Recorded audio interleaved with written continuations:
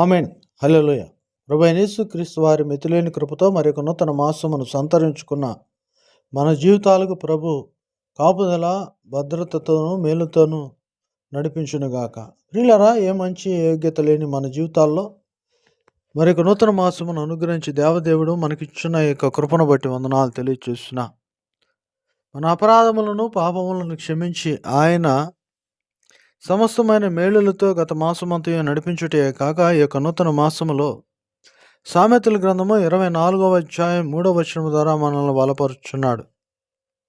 సామెతల గ్రంథము 24వ అధ్యాయము 3వ వచనం, జ్ఞానము వల్ల ఇల్లు కట్టబడును, వివేచన వల్ల అది స్థిరపరచబడును.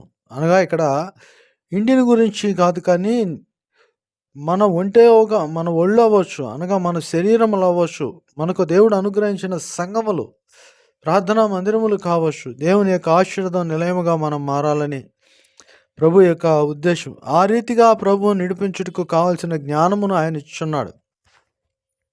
గమనించండి, జ్ఞానాధారము నేనే అని ప్రభు చెప్తున్నాడు. అంతేకాదు, యెహోవా యందు భయభక్తులు కలిగి ఉండుటయే జ్ఞానమని ప్రభు సెలవిస్తున్నాడు. యాకోబు అయితే ఒక అడుగు ముందుకేసి యాకోబు పత్రిక 1వ అధ్యాయం 4-5 వచనాల్లో ఎవరికైనాను జ్ఞానము కొదువైన ఆయనను అడగవలెనని చెప్తున్నాడు. అవును, ప్రభువుని మనం అడిగి పొందుకునేది జ్ఞానం. అనగా భవిష్యత్తును ఆశీర్వాదకరముగా, పాపము జోలికి పోకుండా ప్రభువులో అతిశయించులాగాన, ప్రభువుని ఘనపరచులాగాన తీర్చుకునేది జ్ఞానం. ఇటువంటి జ్ఞానము ప్రభు ఇష్టానికి ఆయన ఇష్టపడుచున్నాడు. అయితే ఆయన అడగవలసిన వారమై ఉన్నాం.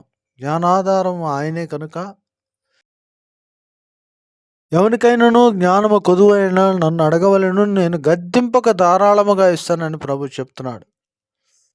గద్దించకుండా మనకు ప్రేమతో అడిగినది ఇచ్చువాడు, అనగా జ్ఞానమును అనుగ్రహించేవాడు దేవదేవుడు యేసునాథుడు. కనుక ఈ మాసములో ఎక్కువ ప్రార్థనలో ఉందా, ప్రభు దగ్గర జ్ఞానము పొందుకుందాం. రెండవది వివేచన.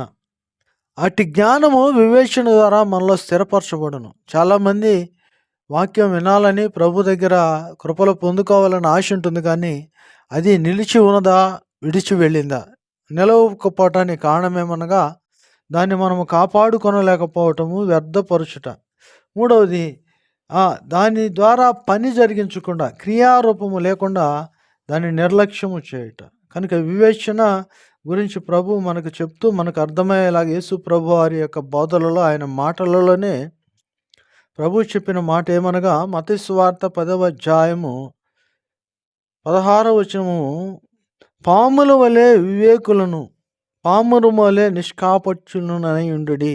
మనం ఎలా ఉండాలంటే, పామును చూస్తే మనకు భయం, పామును చూస్తే మనకి ఆందోళన. కానీ ఈ ఆందోళన, భయాన్ని ప్రభు మనకు చూపించలేదు, కానీ వివేచన. అది మనుషుని యొక్క భయమును బట్టి, మనుషుని వల్ల అపాయమును బట్టి తప్పించుకొని పోటుకు తను ఎంత చురుకుదనముతోనూ, ఎంత చాకచక్యముతోనూ ఉన్నదో అది వివేచన. ఈ లోకంలో పాములో దాగి ఉన్న పాపమును మనము చేరకుండా, దరి చేరకుండా, చేర్చనీయకుండా మనము అంత వివేకము కలిగి జీవించాలని ప్రభు అంటున్నాడు. అప్పుడు ఈ జ్ఞానము మనకు స్థిరపరచబడును. అవునండి, జ్ఞానము వల్ల మనం కట్టబడతాం, వివేచన వల్ల మనం స్థిరపరచబడతాం. ఇటు జీవితాన్ని యొక్క మాసముల ప్రభు మనకు అనుగ్రహించుండగా ప్రభు యొక్క జ్ఞానమును పొందుకుందాం. వివేచన ద్వారా ఈ మాసమంతయు దాన్ని అనుభవిద్దాం, అనగా ప్రభు సన్నిధిని అనుభవిద్దాం, ప్రభువులో ఆనందిద్దాం, ప్రభువుకు మహిమ చెల్లిలాగన మనం నడుద్దాం. ఇటు కృప, ఇటు ఆశీర్వాదము మీ కుటుంబములకును, వ్యక్తిగత జీవితములకును ఈ మాసమంతయు తోడే నడిపించునుగాక. మీ కొరకైన చిన్న ప్రార్థన. ప్రేమగల తండ్రి, కృపగల దేవా, జ్ఞానము మీరు అనుగ్రహించినది నాయనా, మీ యందు భయభక్తులు కలిగి మిమ్మల్ని అడిగినా మీరు ఇచ్చినది జ్ఞానము. ఇటు జ్ఞానయుక్తమైన మనస్సులను, మనుషులుగా మారు స్వభావమును మాకెల్లరికి మీరు అనుగ్రహించం. ఈ వాక్యమును చెబుని ఈ బిడ్డలకు మీ దీవెనతో కొన్ని వివేచన దయచు. మీలో పొందుకొని మీ కొరకు వినియోగించబడు భాగ్యమును దయచు. వీరి వ్యక్తిగత అవసరతలు, కుటుంబ అవసరతలు తీర్చు. ఈ మాసంలో వీరి కుటుంబంలోని బిడ్డలు నాయన ఎగ్జామ్స్ రాయబోచుండగా వారికి తోడు భద్రత దయచేయం, శివరాతం దయచేయం. ఈ మాసం అంతా ఆశీర్వాదములతోనూ మీ కాపుదలతోనూ భద్రతతోనూ నడిపించమని యేసుక్రీస్తు వారి పరిశుద్ధ నామమున అడిగి వేడుచున్నాము తండ్రి. ఆమేన్. తండ్రి, కుమార, పరిశుద్ధాత్మ త్రియక దేవుని సకలమైన దీవెనలు మీ కుటుంబములకు, వ్యక్తి జీవితంలో జ్ఞానాధారమైన యేసు ప్రభు వారి యొక్క నిండు కృపతోనూ భద్రతతోనూ మేలుతోనూ ఆశీర్వాదములతోనూ తోడై నడిపించునుగాక. ఆమెన్. హల్లెలూయా.